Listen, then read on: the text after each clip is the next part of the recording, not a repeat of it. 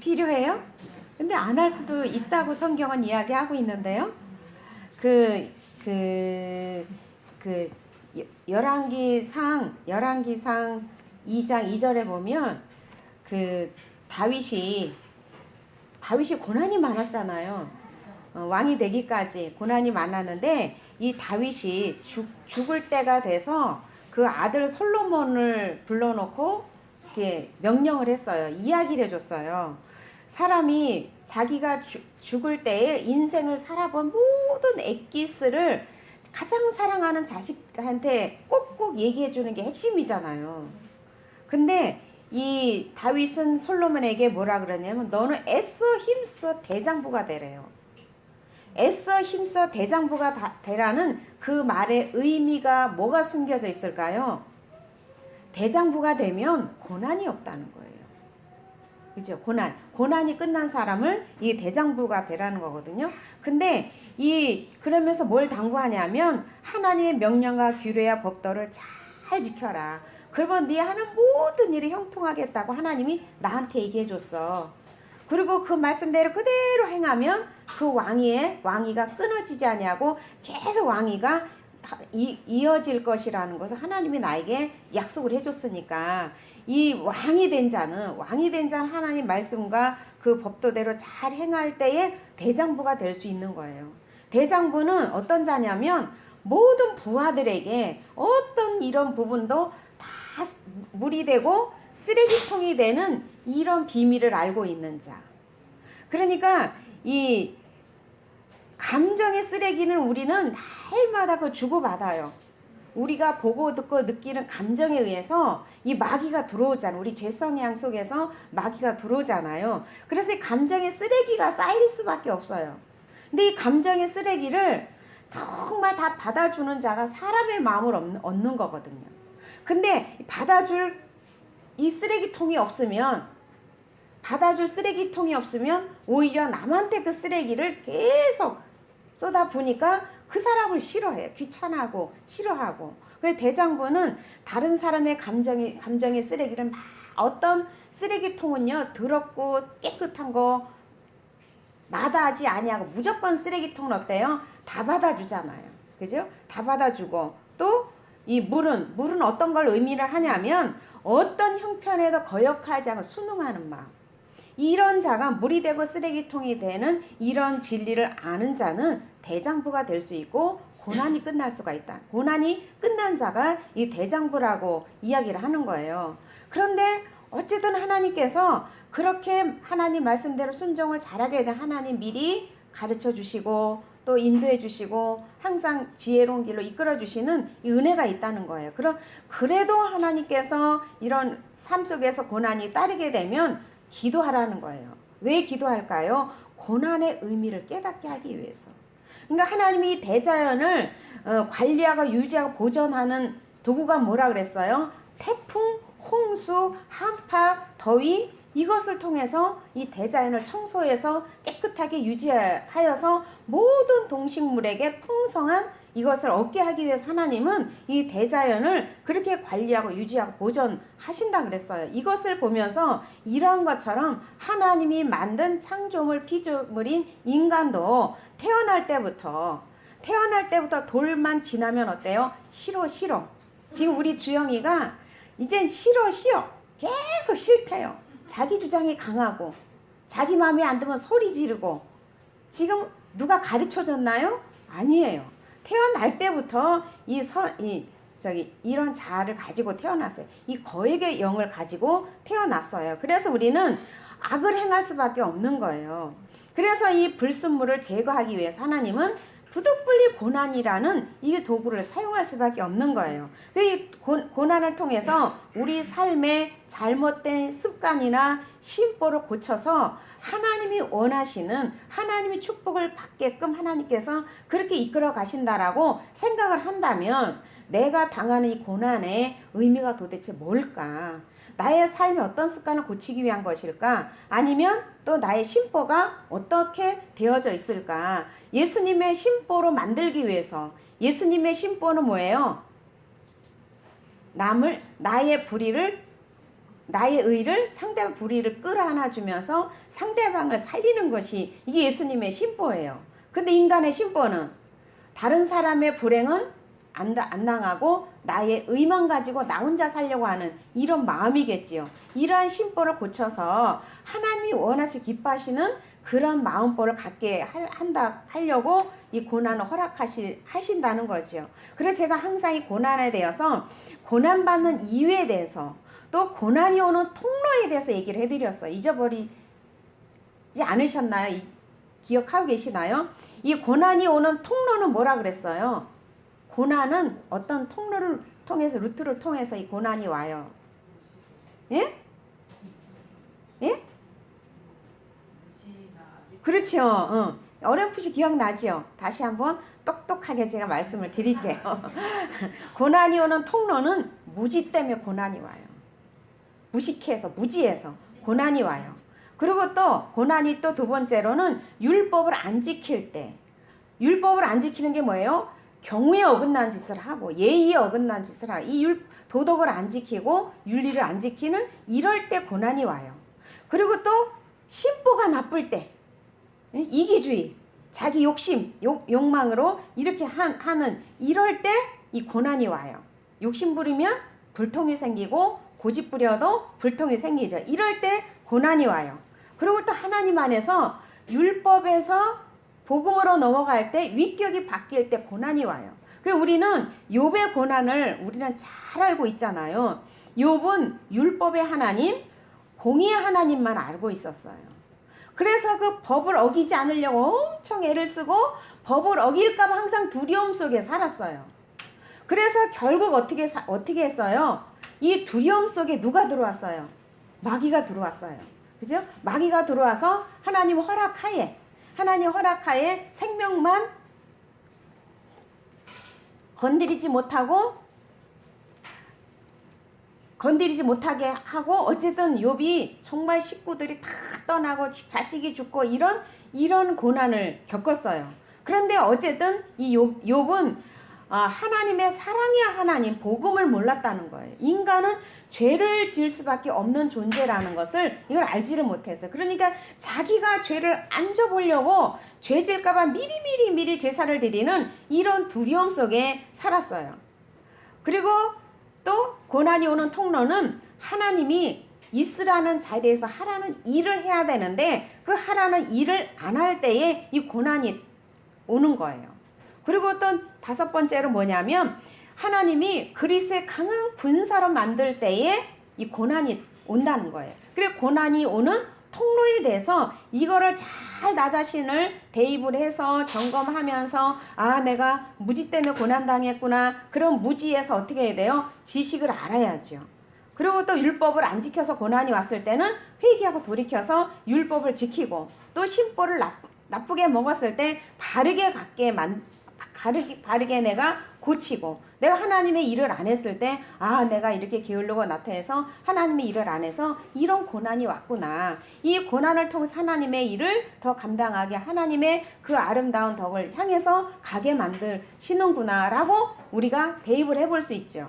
그리고 또 하나님이 나로 하여금 이런저런 것도 없는데 하나님께서 어떤 고난이 왔을 때 그리스도의 강한 군사로 만들기 위해서 대장부로 만들기 위해서 하나님께서 이런 것을 허락을 하셨구나.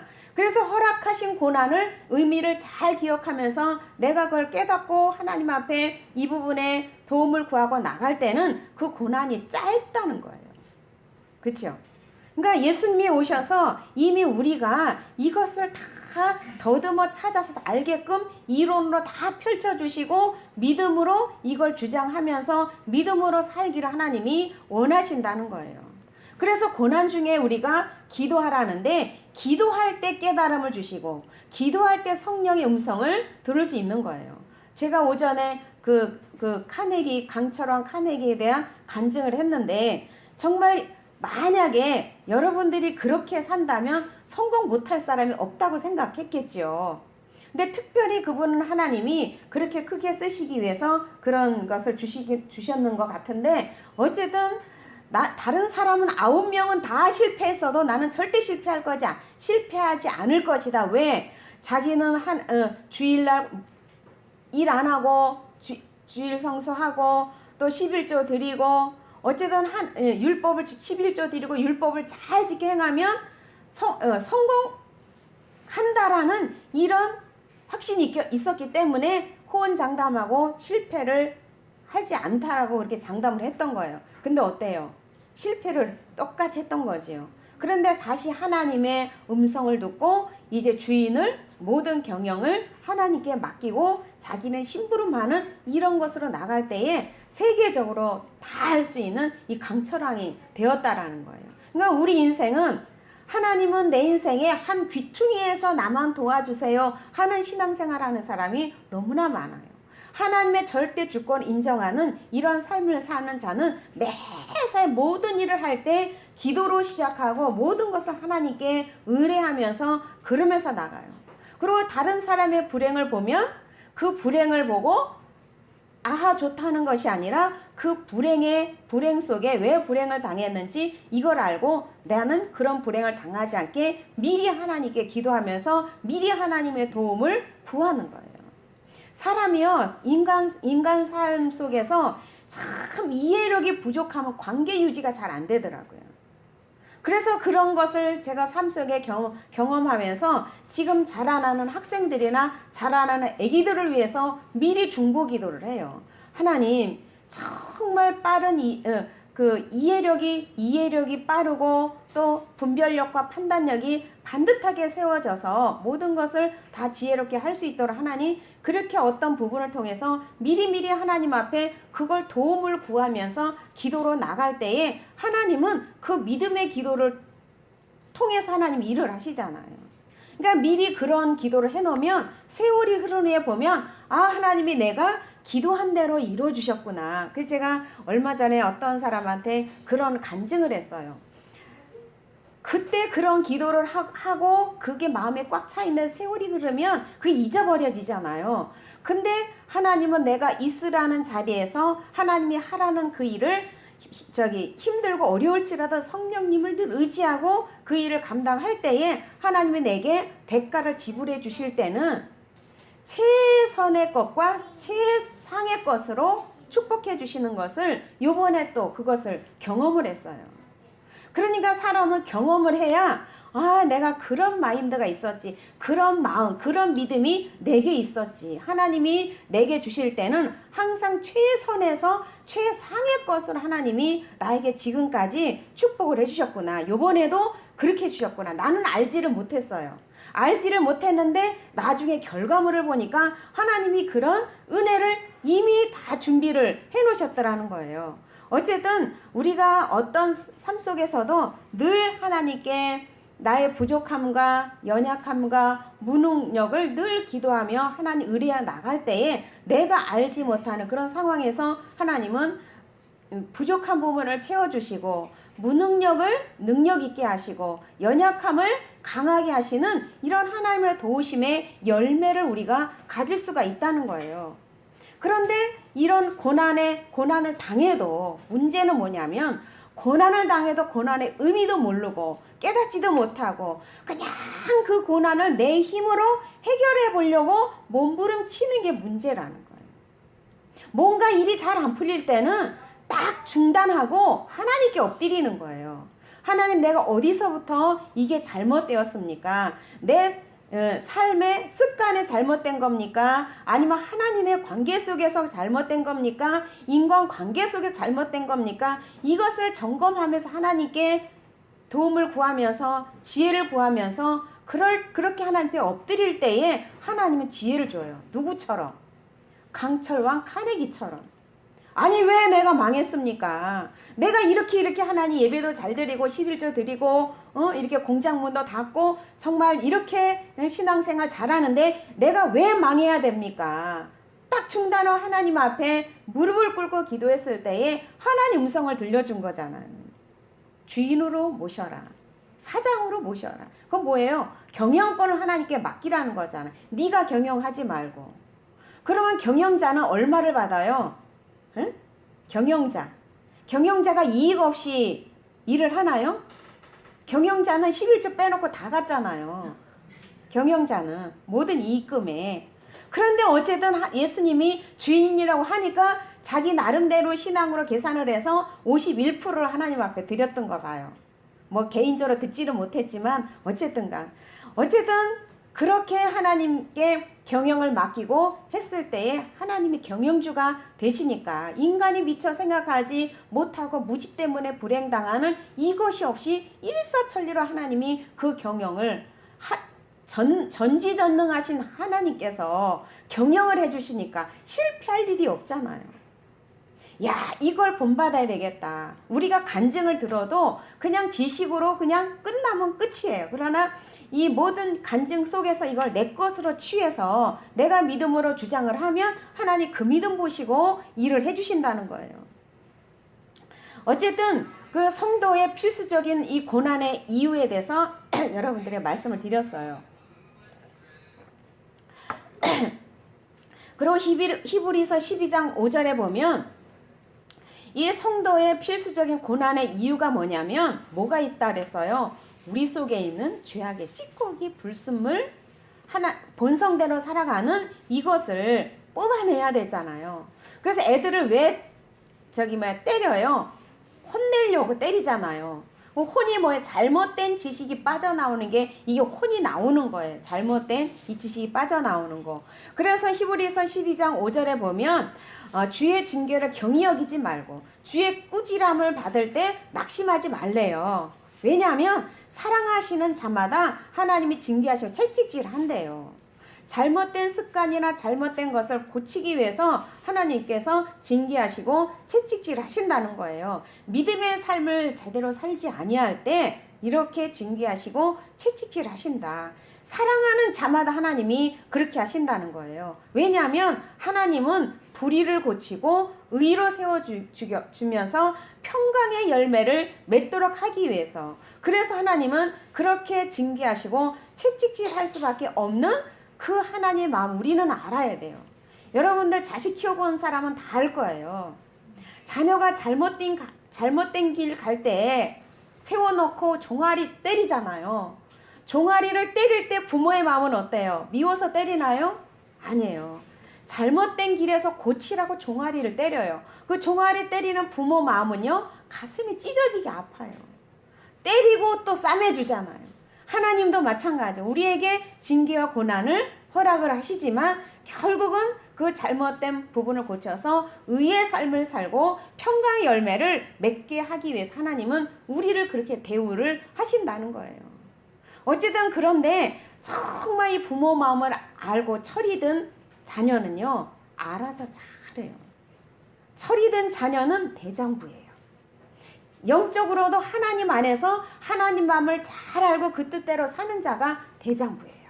철이 든 자, 사철을 아는 자, 하나님의 모든 사시사철을 아는 자가 이게 철이 든 자잖아요. 명철한 자잖아요. 어쨌든 이 효자는요, 부모 마음을 알아서 내가 그릇된 길을 가지 않아요. 항상 올바른 길, 항상 부모에게 의논하고 이렇게 해서 감으로 인해서 항상 의로운 삶으로 평강의 열매를 맺을 때에 부모에게 기쁨의 선물을 안겨주는 것처럼 우리 또한 하나님께 기쁨의 선물을 안겨주는 이런 삶을 살 수 있다는 거예요. 굳이 고난당하지 않아도 하나님의 마음을 알고 예수님이 왜 죽으셨는지 그 은혜를 아는 자는 죄는 모양이라도 버리려고 그런 준비 자세가 돼 있는 거예요. 제가 얼마 전에 이 남을 위해서 거짓말한 것 때문에 일주일 동안 심령 지옥에 빠진 적이 있어요.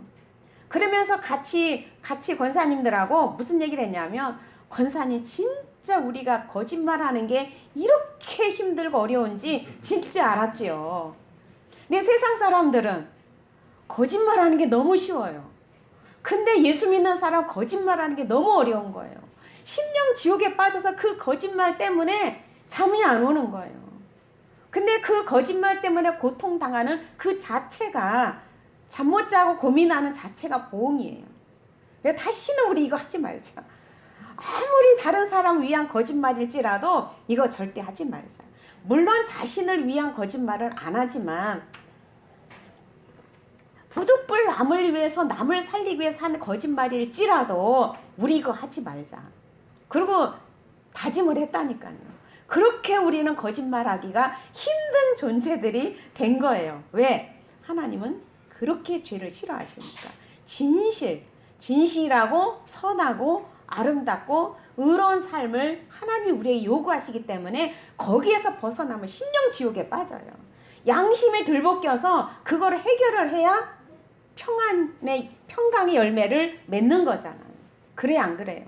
그러나 자기 자신을 진단을 해보세요. 거짓말을 해도 아무런 양심의 가책이 없이 잠을 콜콜 잘 잔다. 그런 사람은 진정한 그리스도의 사람이 길까 아닐까. 그리고 또 14절에 보면 너희 중에 병든 자가 있느냐? 저희 교회 장로들을 청할 것이요 그들은 주의 이름으로 기름을 바르며 위하여 기도할지니라. 믿음의 기도는 병든 자를 구원하리니 주께서 저를 일으키시리라. 혹시 죄를 범하였을지라도 사하심을 얻으리라. 그러므로 너희 죄를 서로 고하며 병 낫기를 위하여 서로 기도하라. 의인의 간구는 역사하는 힘이 많으니라. 왜 교회 장로들을 청해서 이렇게 기도하라 그랬을까요? 하나님 말씀을 통해서 점검해 보면서 이 고난의 의미, 병든 의미, 스트레스를 많이 받아서 병이 들 수도 있고, 그리고 또 뭐예요? 그 주변 사람을 미워해가지고 병이 들 수도 있고, 그렇죠. 여러 가지 병든 원인이 있을 거라는 거예요. 식습관이 잘못돼서 또 병든 경우도 있고 여러 가지 이런 게 있을 거란 말이에요. 그런 것을 교회 장로들하고 같이 기도하면서 기도할 때에 서로를 위해서 어디죠? 서로가 나오는데 16절 서로 고하며 병 낫기를 위하여 서로 기도하라. 우리는 누구나 다 범죄할 수 있고 스트레스 받을 수 있고 남을 미워할 수 있고 다 그런 연약에 쌓여 있잖아요. 같이 동질감을 가지고 하나님 말씀을 통해서 우리가 서로 기도할 때 하나님은 의인의 간구는 역사하는 힘이 많다 그랬잖아요. 하나님 말씀을 통해서 우리가 그 약속의 말씀을 놓고 기도할 때 하나님께서는 고쳐주신다는 거죠. 물론 식습관이 잘못된 부분은 내가 생활 습관을 고쳐야 되는 거고 또 영적으로 잘못된 것을 회개하고 돌이켜야 되고 그래서 항상 교회 장로들, 교회 목회자, 지도자에게 의논하는 거 중요하다라는 거예요. 육신에 잘못해서 병들었을지라도 병원 치료를 받는 건 받는 것이지만 우리가 정신적인 부분, 생활적인 부분을 고쳐가면서 할 때에 그 치료 역사가 빨리 나타난다는 거예요. 그래서 까닭 없는 저주가 없다라는 이 이야기를 늘 우리는 되새김질 하잖아요. 도대체 우리는 돌뿌리에 넘어져서 다쳐도 우리는 의미를 생각하잖아요. 왜 내가 이 돌뿌리에 이렇게 해서 넘어졌지? 무엇을 깨닫게 하기 위함이지?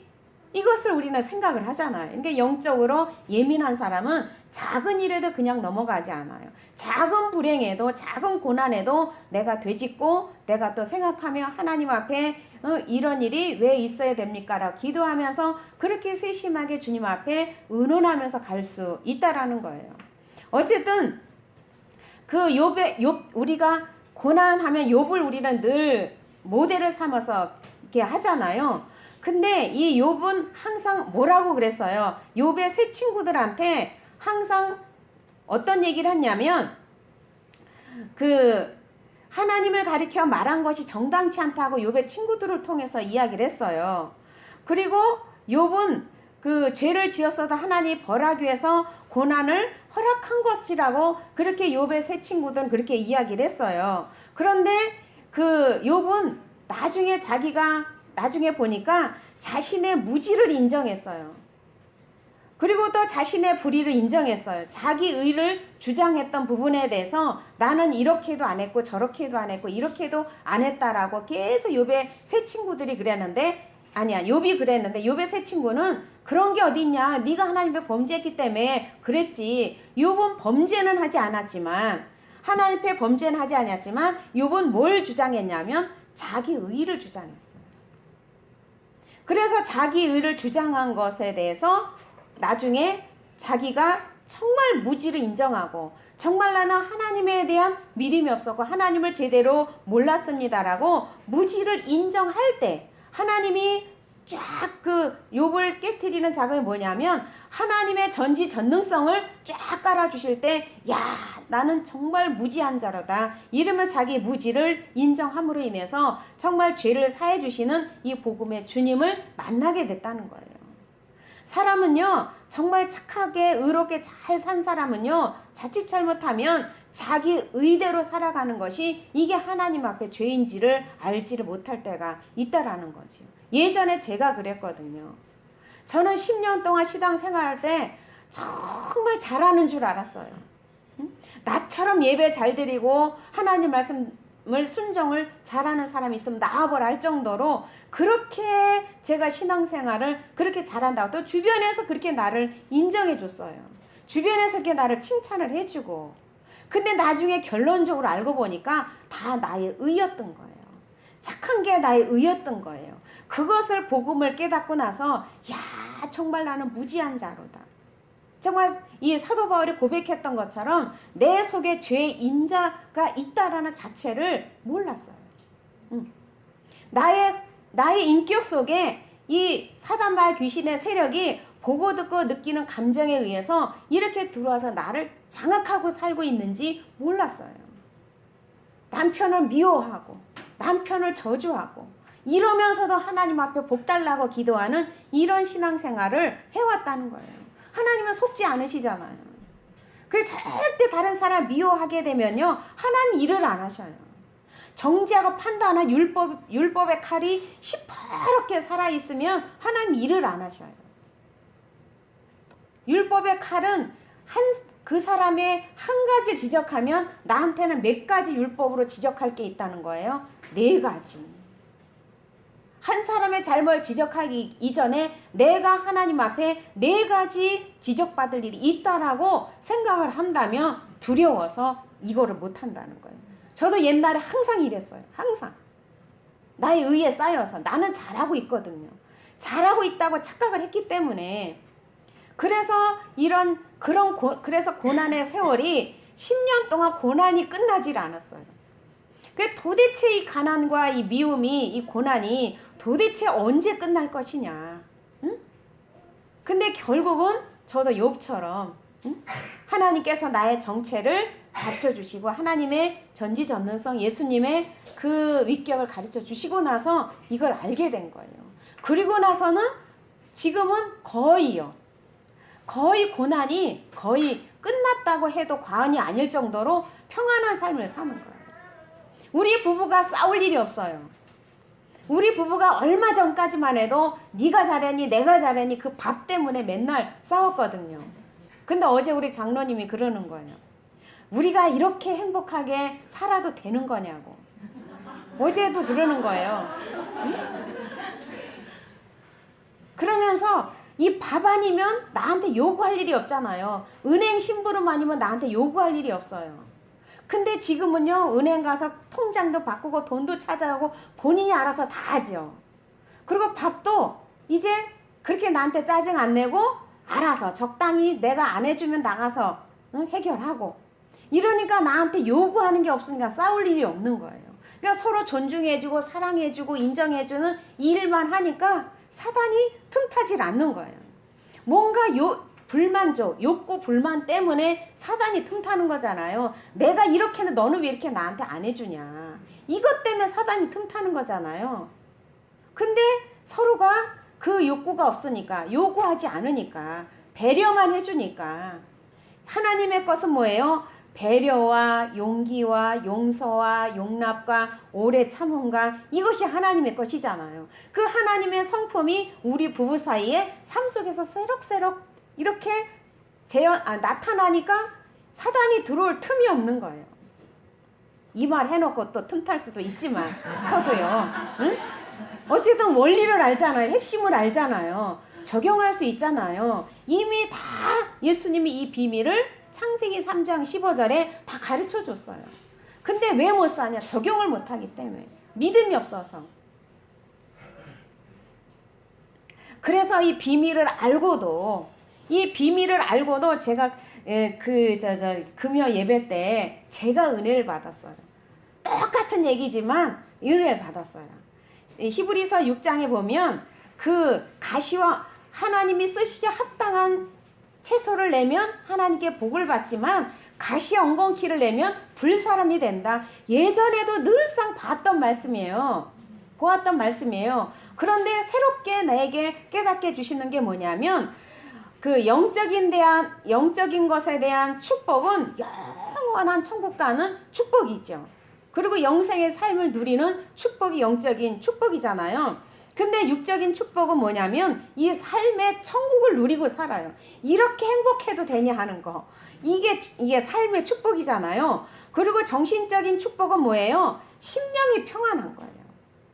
그런데 만약에 하나님의 쓰시기에 합당한 채소를 내면 이러한 복을 받는다는 거예요.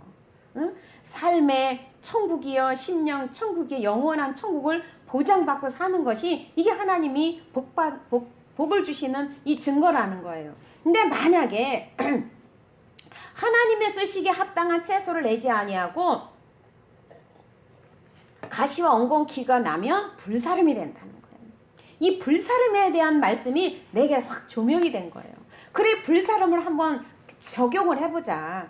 불사름 뭐냐면 성경이 말하는 불사름은 영원한 지옥인데 이 성경에 말하는 이 영혼의 불사름 뭐냐면 지옥이 영벌에 처하는 거예요. 그러나 육적에 대한 불사름이 뭐냐? 삶의 지옥인 거예요. 감정에 들어온 이 마귀, 감정의 찌꺼기 쓰레기를 받지 아니하고 그거 가지고 서로 옥신각신 싸우면 삶의 지옥불에 사는 거예요. 내가 태어나면 당신 같은 사람은 절대 안 산다. 어떻게 재수 없어서 너 같은 사람 만났냐? 이게 삶의 지옥의 삶이잖아요. 그래 안 그래요? 그리고 정신적인 불사름 뭐예요? 심령 지옥인 거예요. 다른 사람 미워해봐요. 판단하고 정죄해봐요. 심령이 평안이 없어요. 늘 지옥이에요. 세상에 우리 육친 시동생이 25년 만에 만났는데 자기 동생이 자기 때렸다고 엽총을 돈을 1,000 얼마를 가지고 엽총을 사가지고 그거를 해꾸질 하겠다는 거예요. 그러니 그 삶의 지옥이 심령 지옥이 어마어마하잖아요. 옛날에도 내가 그 소리를 들었어요.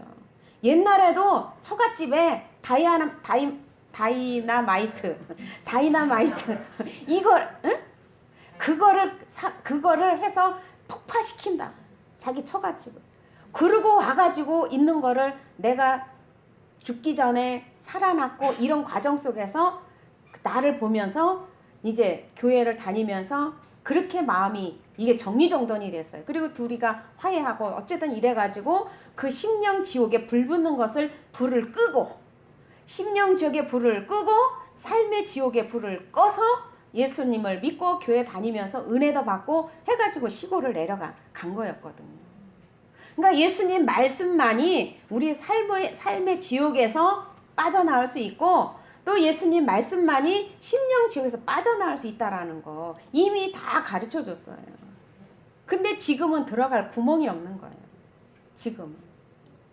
그래서 기도를 했어요. 하나님, 이 사람이 우리 교회에 매기로 등장할 것 같으면 하나님 보내지 마시고 하나님이 정말 이 영혼을 구원하시기 위해 작정했다면 보내주시면 감당하겠지만 절대 매기로는 보내주지 마세요. 매기로 왜 보낸다 그랬어요? 응? 성도들을 게으름에서 나태임에서 활동하라고 긴장하고 영적으로 무장하라고 우리 교회 매기를 많이 보냈잖아요. 근데 요즘 매기가 없어요. 요즘에 그게 없잖아요. 매기가. 근데 매기가 딱 등장하면 우리는 바짝 긴장을 해요. 말 조심하고 행동 조심하고 그 매기한테 이 밥 못 안 주려고 우리 그렇게 하잖아요. 근데 우리가 영적으로나 육적으로나 게으르고 나태하고 서로 판단하고 정죄하고 율법 아래 살면 매기가 또 등장할 수 있어요. 그러니까 절대 하나님 매기로 등장시키지 마세요. 우리가 영적으로 건강하게 하나님 말씀대로 순종하면서 정말 예수님의 눈이 꽂힌 곳에 예수님의 발자취를 따라서 갈게요. 영혼 구원에만 하나님 우리가 최선을 다해서 하게 해주시지 절대 매기로는 하나님 쓰임받는 도구로 보내지 마시라고 그런 기도를 했거든요. 차원 높은 기도죠. 네, 이건 아무나 몰라요. 그죠? 이 차원 높은 기도를 우리 삶 속에, 우리 가정에 매기가 있어요. 직장 생활에 매기가 있어요. 교회도 매기가 있어요. 이 매기를 끝이는 거는 내가 하나님 앞에 알아서 하는 거. 그죠? 지혜롭게. 오늘 말씀